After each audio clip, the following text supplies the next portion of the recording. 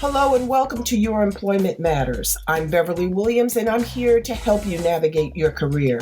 This is for anyone who's searching for their dream job or promotion, or perhaps you're just looking to hang on to the job you have. Today's work environments are multi-generational, multi-religious, multinational, multiracial, and multi-gender identity. Add market disruptors like Amazon and Lyft, along with the addition of AI, and it's easy to see why finding and keeping a job is such a challenge. Employment success and even employment survival depend on your ability to adapt. That's why my goal for this 30-minute podcast is to first advocate embracing change and differences, and second, to encourage you to proactively assume responsibility for your career. Get your work week off to a good start by listening to Your Employment Matters every Monday. Find out how to own your career and get the best practices for making your employment matter.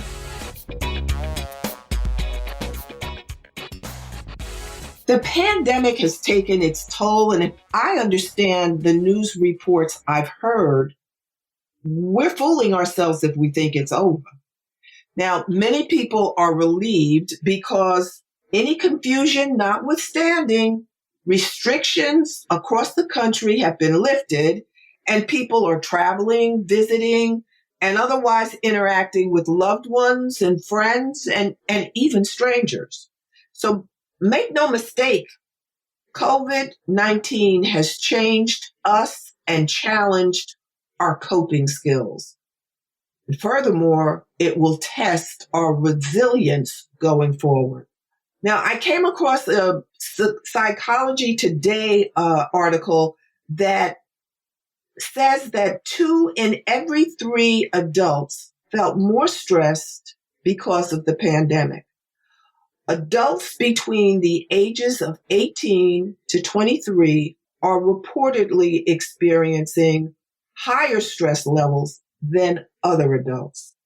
Now, graduations, proms, and internships all have been canceled or reimagined. They haven't been conducted in the traditional way because of the pandemic. And people, students, graduates have had to put aside their visions of what their prom or what their graduation would be like and embrace the new configurations of these events because of COVID-19. Even job interviews have either been delayed or rescheduled or canceled and not conducted at all. Now, personally, one of my main objectives in life is managing stress. Managing it and keeping it at a minimum, because I know from watching television and reading articles that stress kills.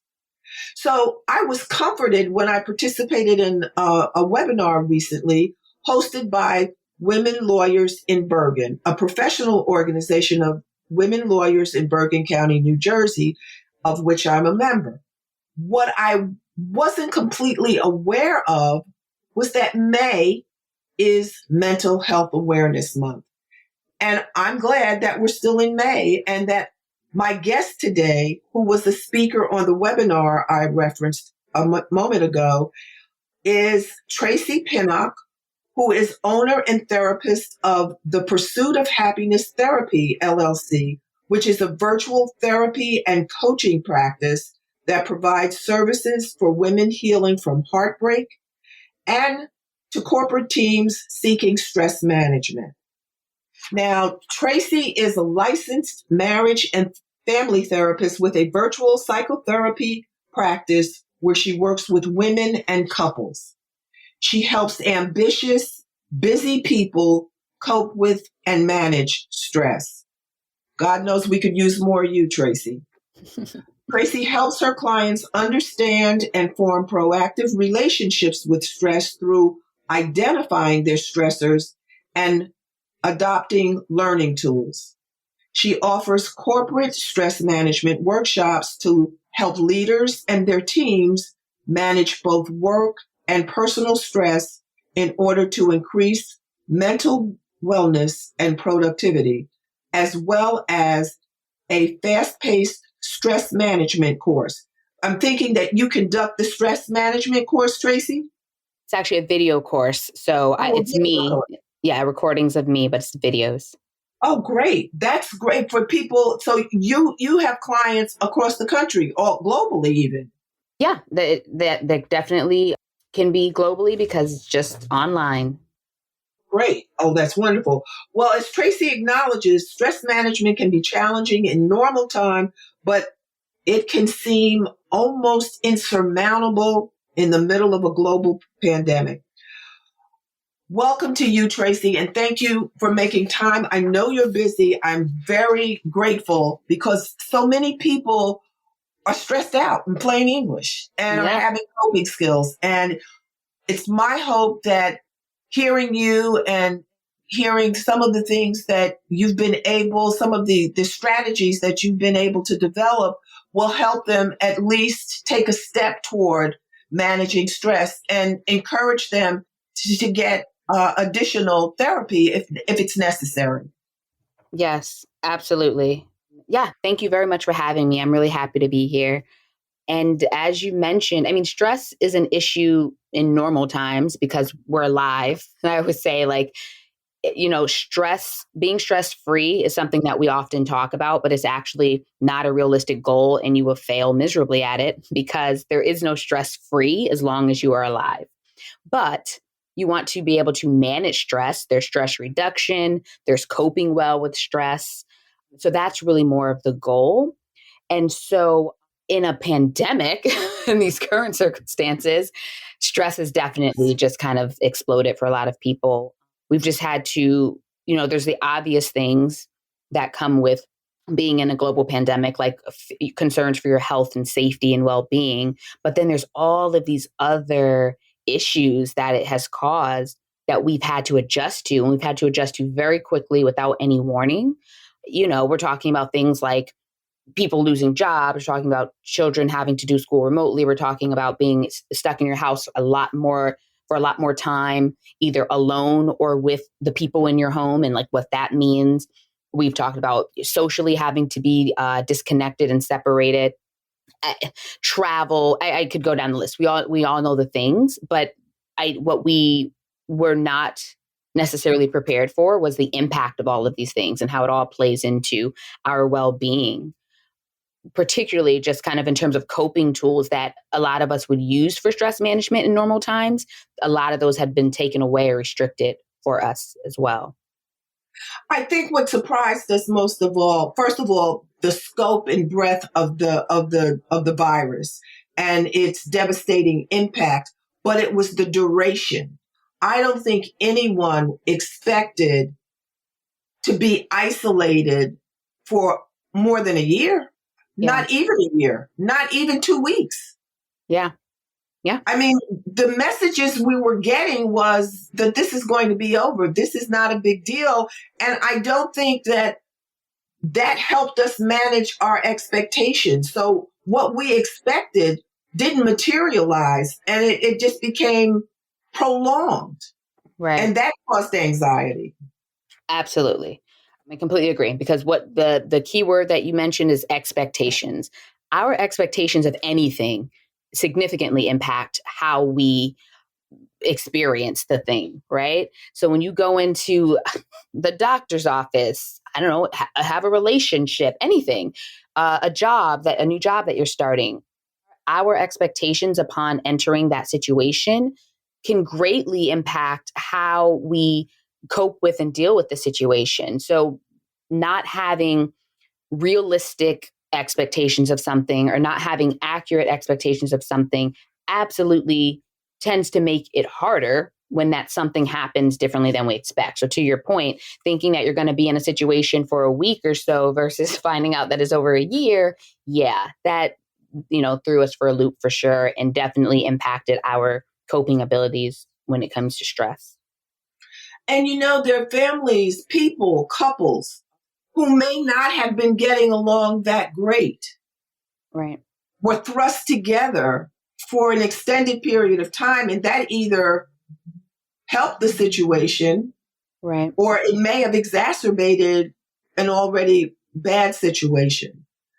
And just those kinds of uncertainties, without being able to control what's going on in your life makes people anxious. Yes. Yes. Lack of control feeds anxiety. Lack of, security, not knowing what's coming next are all things that, anxiety thrives on that. Right. So the point you make about like couples and people in relationships, really just families in general, if there was just like a tense family dynamic or an abusive family dynamic, whether emotionally, physically, any of it, like these things, yeah, everyone was stuck. And so even some of the outlets that like maybe a couple would have had to like release some steam or to kind of, go take some quiet time, all of that, they had less of those outlets. And what did that do to couples? To your point, like, so I always say crisis either brings people closer together or farther apart. And so Yeah. some couples, maybe it may have been forced to sit and talk with each other more, and maybe they were able to work through some things. Whereas others, they did not have their usual outlets, and they, and any concerns that might have been there before the pandemic may have just been exacerbated, and like it may have sped along the ending of some relationships. Yeah, all of these things have been factors. For me, it was, fortunately for me, I have nothing to complain about. My circumstances, I was able to be productive during the pandemic. I finished writing my book. I finished some training that I was supposed to be involved in Washington, D.C., but they had to do it remotely, which was right up my alley because I didn't have to get dressed. I didn't have to get on the Right. train, bags. It didn't matter what I looked like. Right. And I finished completed a 2-year program, a global program that will give me international access. And I'm like, you have nothing to complain about.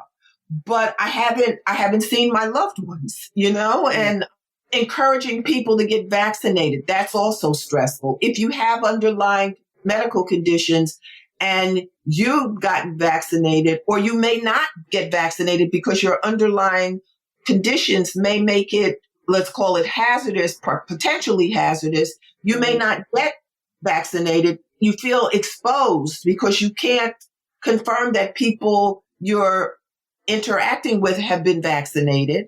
So you're afraid that you may contract the virus.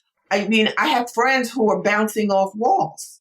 Right. Yeah. And it's like, wow, I feel very fortunate. But Tracie, let me ask you this. Tell us how you decided to embark upon your career path and become a therapist. Yeah. Let's see. So when I started undergrad, so when I went to college for my undergraduate degree, I actually began as a biology major thinking that I would be a veterinarian. And then organic chemistry became a thing that I needed to do. And I was like, no, not interested. So I know I the feeling. I made a shift and I said, let me try some psychology classes. That might be fun. And I tried them and I loved them, and the rest is history. So I became a psychology major for undergrad. And then I graduated and knew that I wanted to go for my master's in something psychology related, but I didn't know exactly what. So I was like, let me work for a little while and figure it out.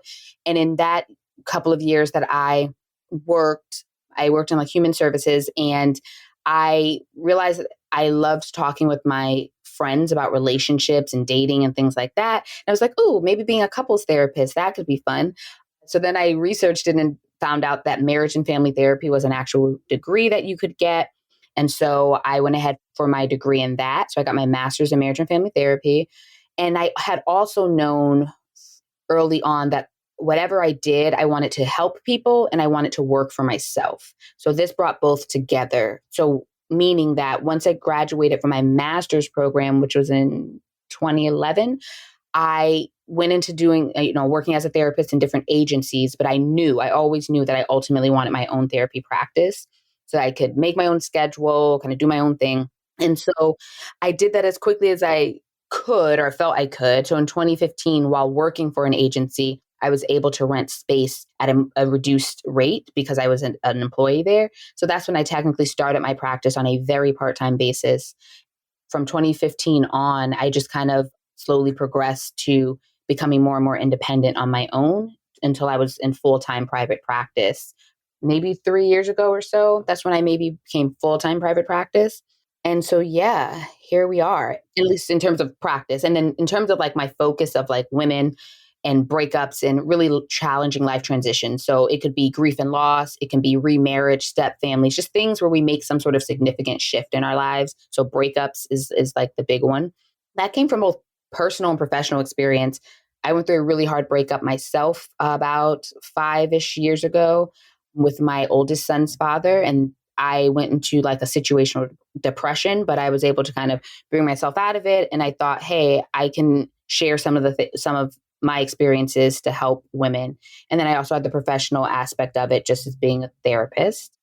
And then the stress management almost just was like kind of a natural progression because, again, stress, everyone experiences it, especially if you're going through different life challenges and transitions.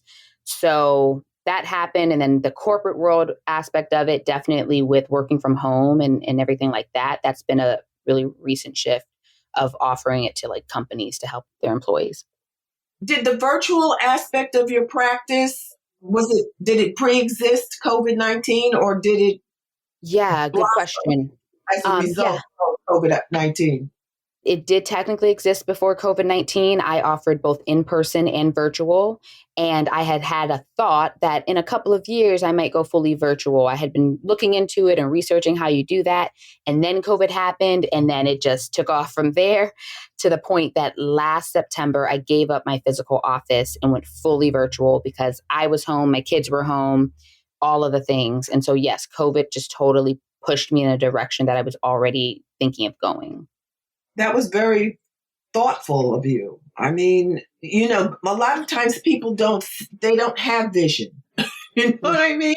Right. You don't, unless people take the time to focus on creating or developing a plan or a strategy, they tend not to think of what comes next. Right. But you jumped the fence. You were there when COVID struck. You were positioned.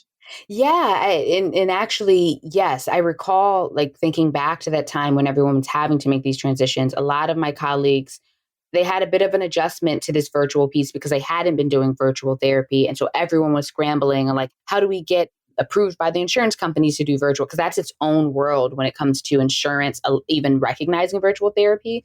Pre-COVID, it was just starting to kind of be a thing. Post-COVID, the insurance companies had to totally shift and start allowing all of these sessions. It was madness. So yeah, I had a lot of colleagues who had to scramble. And that's one thing that I am think to your point of like how you have fared through this whole thing. I absolutely am eternally grateful because ultimately I can't complain. And in that area in particular, I didn't have to scramble. It was just literally informing my clients that I'm fully virtual now and kind of going from there. So. No, I think for me, I've been working from home for the past almost 10 years. So when they said shut down, I was like, so what? And, while my friends, seriously, they were like, oh, I can't stay in. I've got to go out. I got to see people. I said, why? Just calm down. First of all, I didn't think it was going to be as long as it was, but I'm used to this. Yeah. And, it's like, friends of mine would say, I want to go to lunch. Nobody's lunchier than I am. I love to go out to lunch. I really do. Me too. But I cook really well. So if you tell me I can't go to a restaurant, I know I'm not going to miss a meal. Right. And I'm going to enjoy what I eat. Mm-hmm. So it wasn't that the social interaction was missing, but I was used to it. Right. And it worked for me. It really worked for me because I was productive all day long. Yeah. And at the end of the day, at the end of the period, the isolation period, I had a new book and 2 certificates. My goodness. Yes. I was like, wow. And I know I lost a dear friend and her sister. I mean, someone that I had been friends with since we were children. Wow. And that was difficult. And it still, breaks my heart every time I think of them. Right. Other than that, I really don't have anything to complain about. I really don't. And, like I said, my objective is to manage my stress level and to keep it to a minimum Right. because there are too many stressors out there. Absolutely. So Absolutely. you didn't start your own business immediately after graduation. No, nope. And I'm happy that I didn't because I gained a whole lot of very important experience, clinically and therapeutically that made going into my own practice easier. And to be clear, not the business side of it, because that's something that notoriously therapists, are known to like not be so great at because we don't go to school, to be business people. So we don't really get that training in our programs. So the business aspect has been an ongoing learning experience. But like clinically, the clients that I was working with in my own practice, based on the experience and the work that I did in the various agencies that I worked with, I was, just gaining a bunch of experience with different populations. And so it helped in my practice. So I'm really happy that I did get the experience of working in agencies first. Well, how do you get clients? You get them through referrals, I would figure, but do you get them from agencies, from personal Yeah. contacts? Yeah, it's shifted over time as my business has grown and solidified. When I started in the very beginning, again, I was working in an agency. So I just kind of told my colleagues, hey, I'm starting to see clients on my own. And so they would refer. So I was already at a mental health agency, of course, right? So like the clients who the agency couldn't take on, whether it was because of wait list or not a good fit, they, would let me know. So that's how it kind of started. And also, I have a listing like most therapists on psychologytoday.com. So that has definitely been the number one referral source, especially earlier on. So people would go on that directory looking for a therapist and find me. And then as my practice has grown and I've just worked with more and more clients, a whole lot of clients refer other people to me. So that the referral aspect has grown significantly over time. Most of my clients come from either finding me on psychologytoday.com or now therapyforblackgirls.com. That's another directory, Oh, especially if you're wow. looking for a therapist of color, therapyforblackgirls.com. And it's not just for women, it's just that, so if you're looking for a therapist of color, it's a good place to start. So the majority of people find me through referrals from my current or past clients or through one of those two directories. Well, it's good that you mentioned that because what I say to people is if there's an article that says for women, why should you do such and such and such and such? Men should read the article too, because whatever their advice they're giving women, it might be useful to you. Absolutely. And usually it is. Yep. I read these articles, like they'll say for millennials, and I read the article. I said, well, anyone should benefit from reading that article. That's Right. not right. you Right. know, don't let the articles or the websites or whatever you're reviewing limit what you access. Check Right. it out and see if there's anything in there that you can use. I bet there's at least a kernel. Yes, I agree. I mean, we're all human first, right? So a lot of these things are just generally applicable to human beings, the well-being of human beings.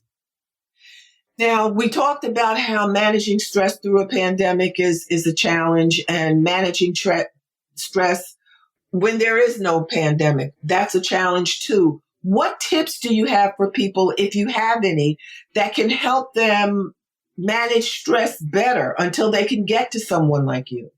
Yeah, definitely start with knowing what's stressing you out. We have to be aware of something in order to really deliberately do anything about it. So that means identify your stressors. Stressors are the things that are stressing you out.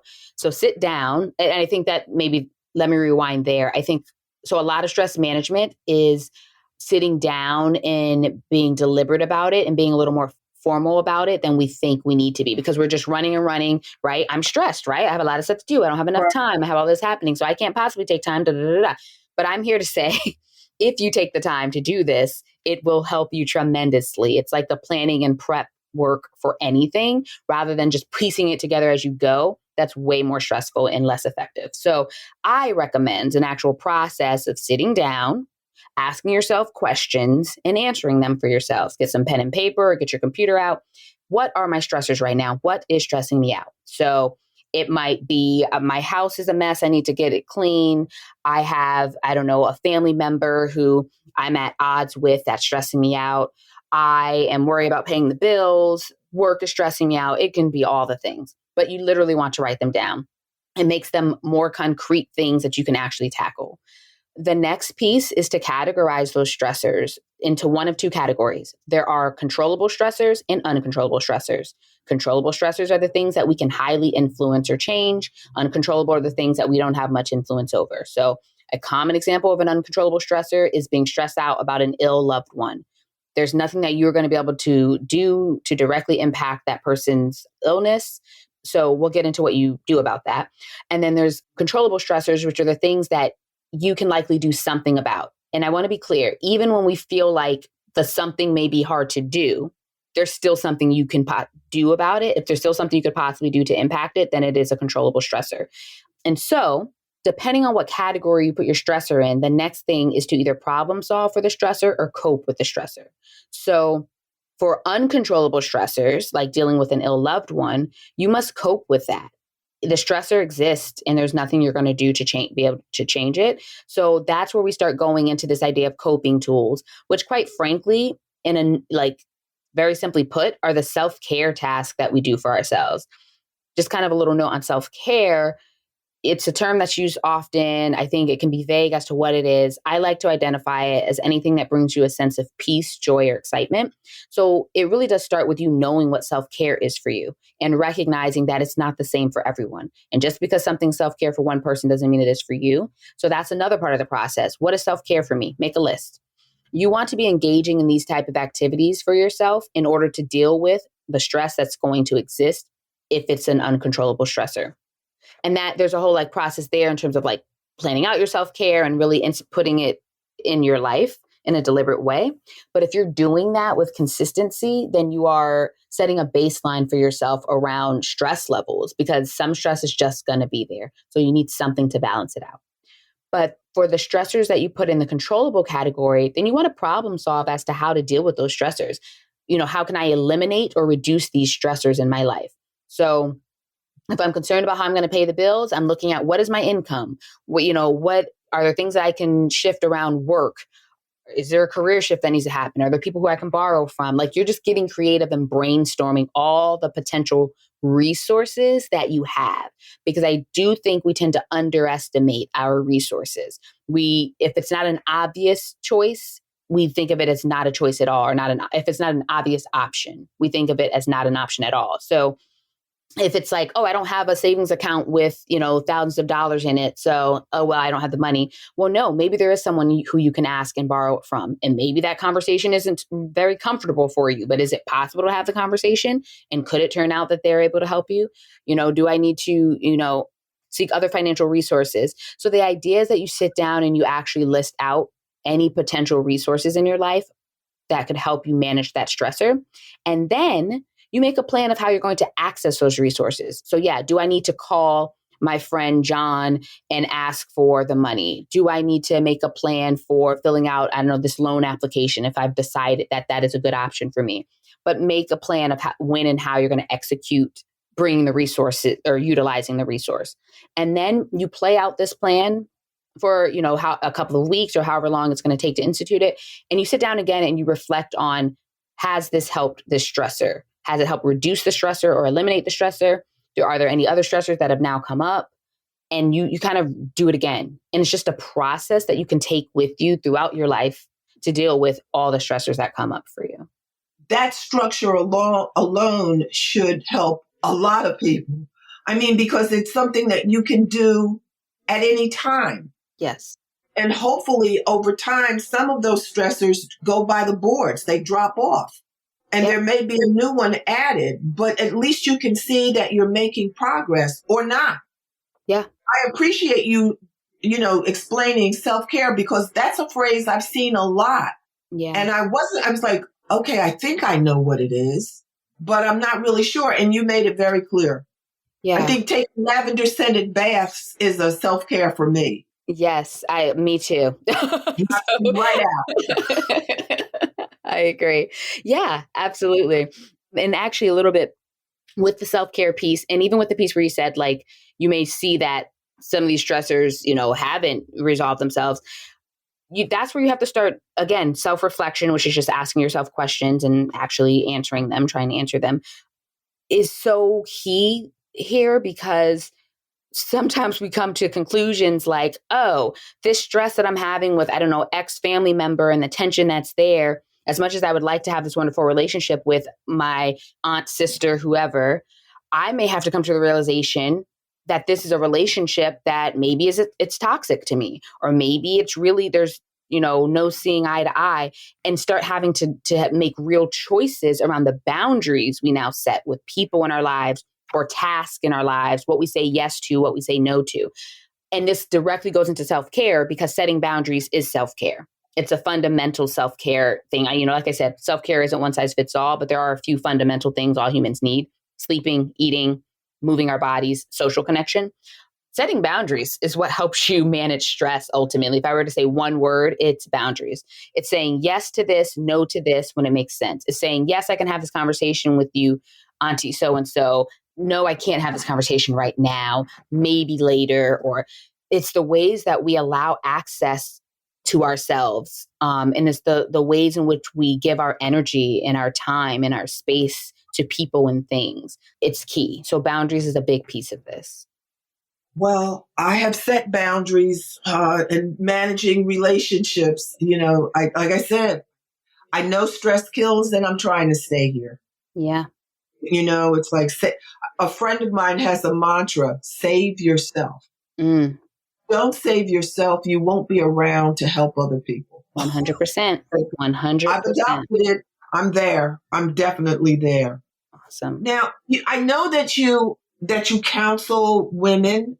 Do you offer different advice or guidance to women based on their status? For example, do you give mothers the same advice that you give women who are not mothers?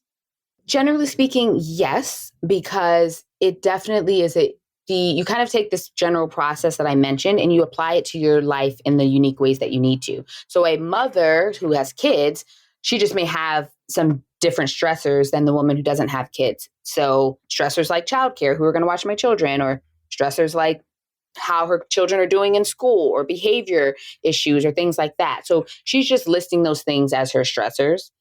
But then, to be honest, a woman, let's say if it's a woman who doesn't have kids, but she wants kids and she's struggling with being able to have kids, that might be a stressor for her. So that's going on her stressor list and looking at what her options are around that.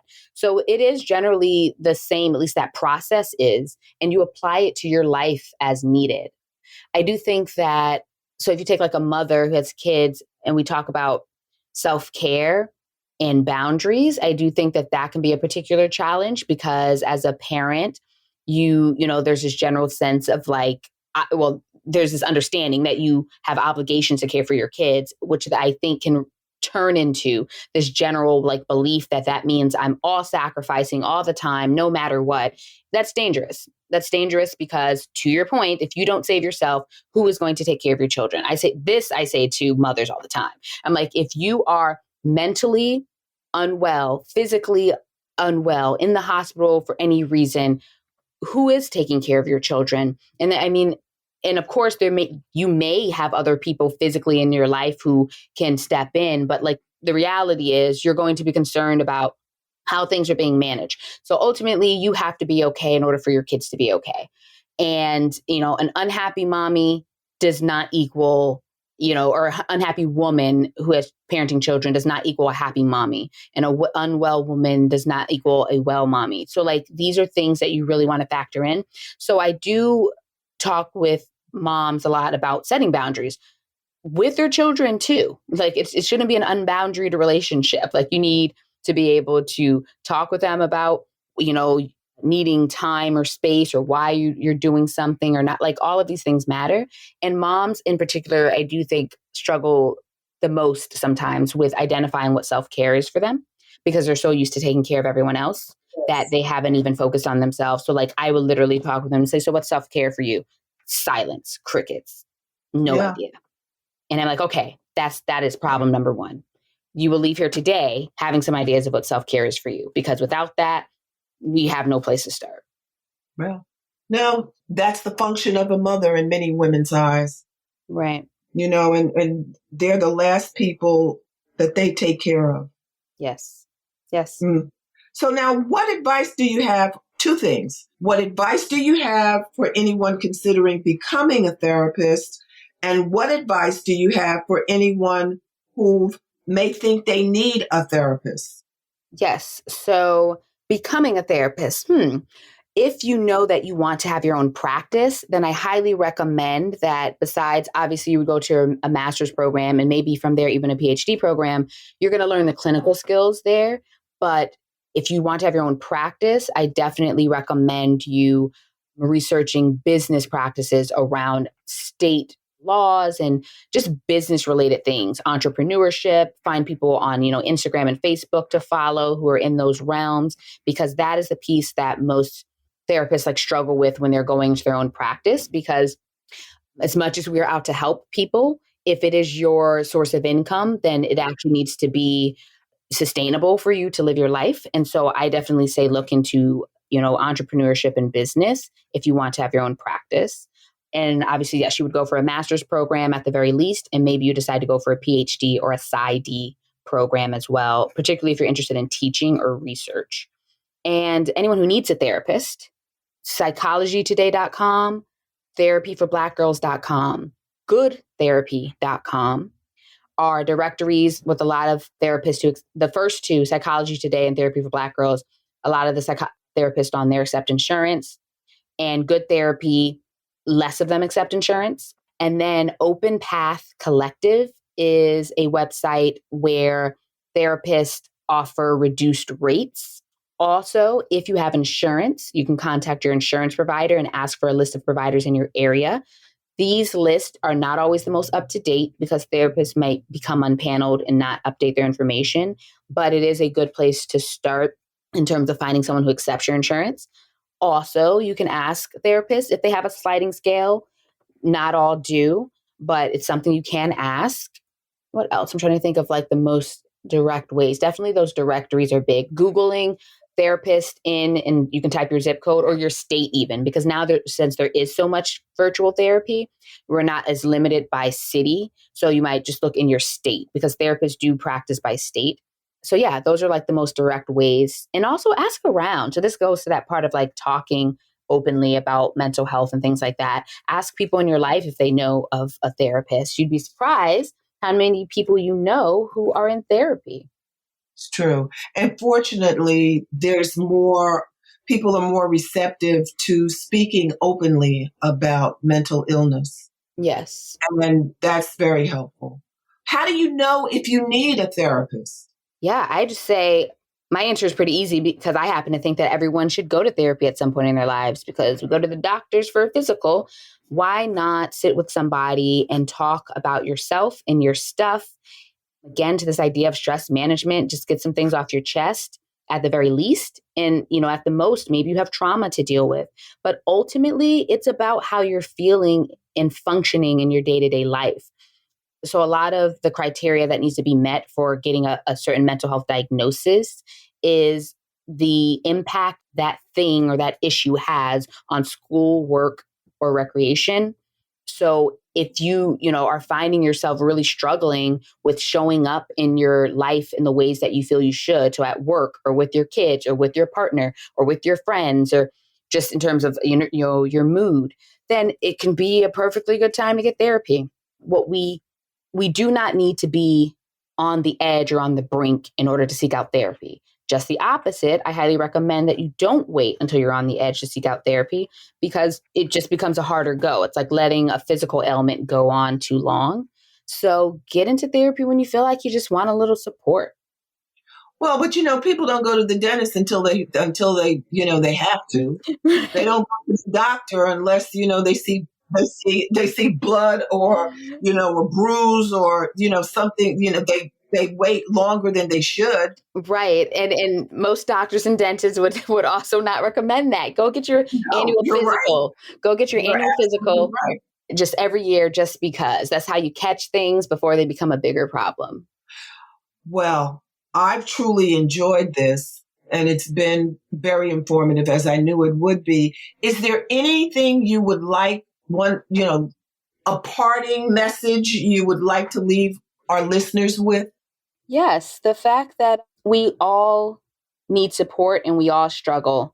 So the more that we can normalize that reality, the better it is for everyone. So seek out the support where you need it and where you can. So if it is with a professional in therapy, understand that there's no shame in that. You're not weak, just the opposite. You're very strong. I always say the strongest people I know are people who sit across from me in therapy, because you're actually having to deal with tough stuff a lot of times. But Yes. also, it may not be professional support, like talking to people in your life or finding people to bring into your life who you can talk to is also a big part of it. Well, Tracie, thank you so much for taking time out of what I know is a busy schedule to talk to me today. How can people get in touch with you if they would like to engage you as a therapist? Yes, the most direct way is to email me, which is tracie@tphtherapy.com. So that's TRACIE at T as in Tom, P as in Peter, H as in happy, therapy.com. And I can kind of inform you from there of how we would move forward, whether it would be coaching or therapy, because based on licensing and things like that. But I can get into that. And then I also have a website, which is just tphtherapy.com. You can kind of check me out there. Oh, also Instagram, therapist.tracie on Instagram. Great. Thank you so much. And you be safe and well. Thank you. You too. Bye-bye. Thanks for listening to Your Employment Matters with Beverly Williams. If you found this podcast helpful, please subscribe and leave a review. I truly appreciate your support, and that helps other listeners find the podcast. If you have a comment, question, or suggestion, you can reach me at bawilliams@youremploymentmatters.com. My book, Get the Job Done, is available on Amazon.com and BarnesandNoble.com. Please join me again next week. Until then, remember to embrace change and differences.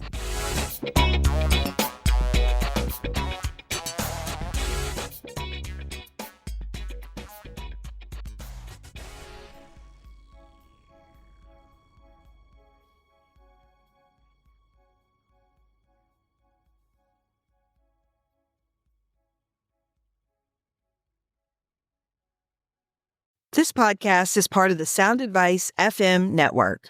Sound Advice FM, women's voices amplified.